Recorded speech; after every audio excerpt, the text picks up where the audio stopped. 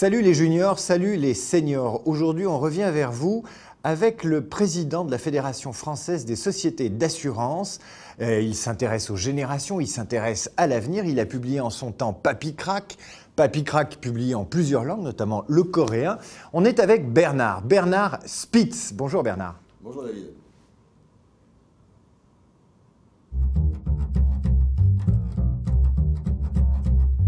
On était en fin 81. Moi, je revenais des États-Unis, j'avais fait un stage au New York Times. Et mon rêve, c'était d'entrer dans la presse. Et en fait, j'avais commencé à travailler avec les gens du Monde et c'était prévu que j'y rentre pour m'occuper du développement du journal. Entre-temps, il y avait eu un grand happening au Monde, l'un des premiers de l'époque. La direction qui aurait dû être en place avait été débarquée au profit d'une autre et qu'on se retrouvait avec des têtes nouvelles. Et j'ai eu cet entretien, revenant de New York, avec quelqu'un qui lui revenait de Moscou. Et qui m'a interrogé sur mes projets. Alors j'avais expliqué ce que j'avais vu aux États-Unis, comment on pouvait développer des sources de revenus pour le journal, à travers les diversifications, à travers l'édition, à travers plein de choses. Et au bout de 3/4 d'heure, mon interlocuteur m'a dit « Mais écoutez, jeune homme, c'est très bien ce que vous me racontez, mais ça fait 3/4 d'heure que vous me parlez que d'une chose, gagner de l'argent. Un journal, c'est pas ça. » Alors, bon, là j'étais un peu surpris, je lui ai dit, mais enfin bon, donc je suis parti de là avec l'idée, alors que j'étais vraiment arrivé avec un contrat quasiment signé, puisque c'était prévu depuis des mois, et je suis reparti en me disant, je ne peux pas travailler avec ces gens-là. Et donc j'ai fait autre chose.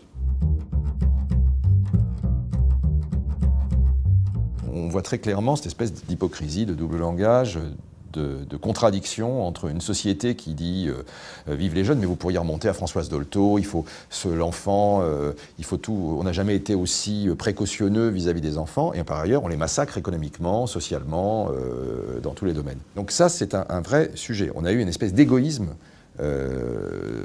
pour vivre, profiter au maximum de l'instant présent, dépenser de l'argent public, se créer un tissu, un filet de protection sociale, toutes sortes de choses qui ont fait que la génération qui arrive aujourd'hui à la retraite a mieux vécu que toutes les autres, mais maintenant elle a vécu aux dépens et au crochet des autres et de celles qui succèdent. Alors c'est vrai dans beaucoup de pays, mais c'est vrai encore plus en France, parce qu'en France, les jeunes, ils ont la double peine. Aujourd'hui, on dit aux gens, premièrement, il va falloir payer, deuxièmement, aux jeunes, il va falloir payer pour assurer votre système de protection sociale à vous, mais aussi pour payer les dettes de ceux de vos parents.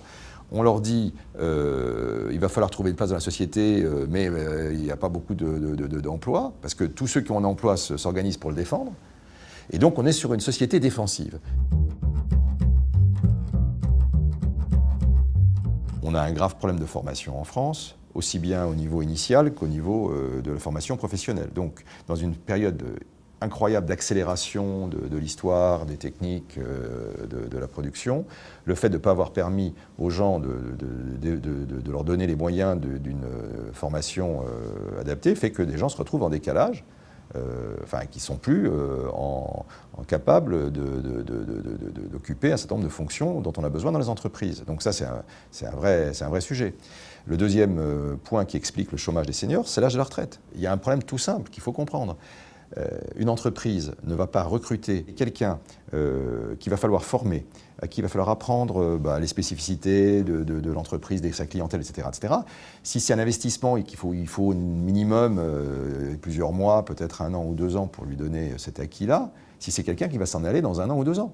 Forcément, dans les 4-5 années qui précèdent l'âge moyen de départ à la retraite, c'est là que vous avez le plus de difficultés pour occuper des gens qui, par les hasards de la vie, se sont retrouvés sur le marché du travail. Et bien, comme en France, on part à la retraite plutôt qu'ailleurs, on a un problème sur ces seniors-là plutôt qu'ailleurs. C'est aussi simple que ça. Je crois qu'il est important aussi d'avoir un élément de lien entre les générations. Moi, personnellement, je suis sensible au fait que vous avez beaucoup de métiers où l'apprentissage peut se faire par transmission de génération. Et vous avez absolument besoin de cette transmission de génération. Je prends un seul exemple, c'est la fabrication d'instruments de musique. Il faut pour ça faire vieillir des bois pendant des années. Donc qu'est-ce qui se passe si vous n'assurez pas la transmission de génération?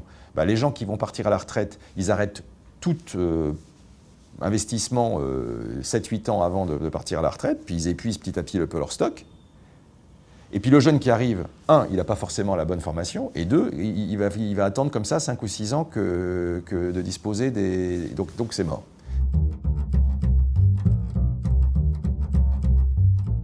Il y a quand même des gens ou des organisations qui ont, par principe, vocation à engager des gens qui ne leur font pas peur, des gens qui vont être dans le rang, des gens qui ne vont pas vous piquer votre place, des gens qui ne vont pas être inquiétants, des gens qui ne vont pas remettre en cause vos attitudes ou vos habitudes.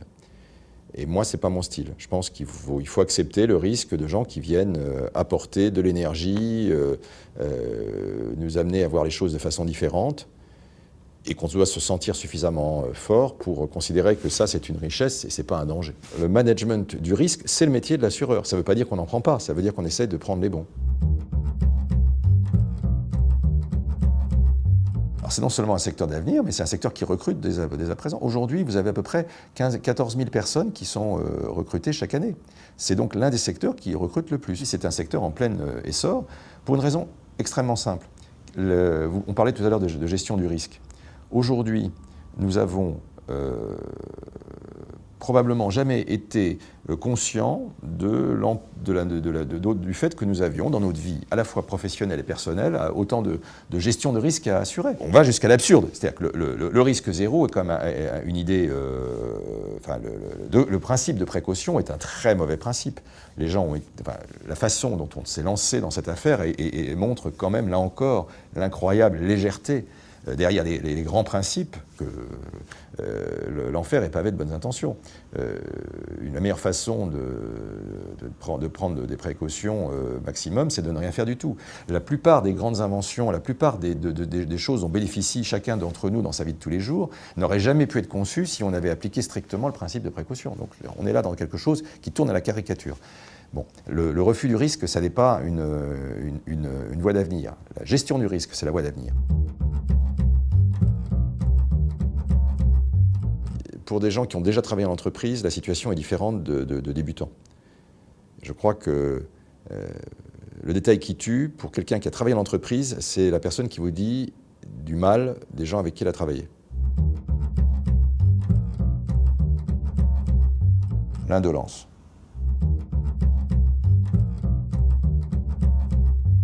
La patience. Peut-être un Zuckerberg ou bien un Paul McCartney.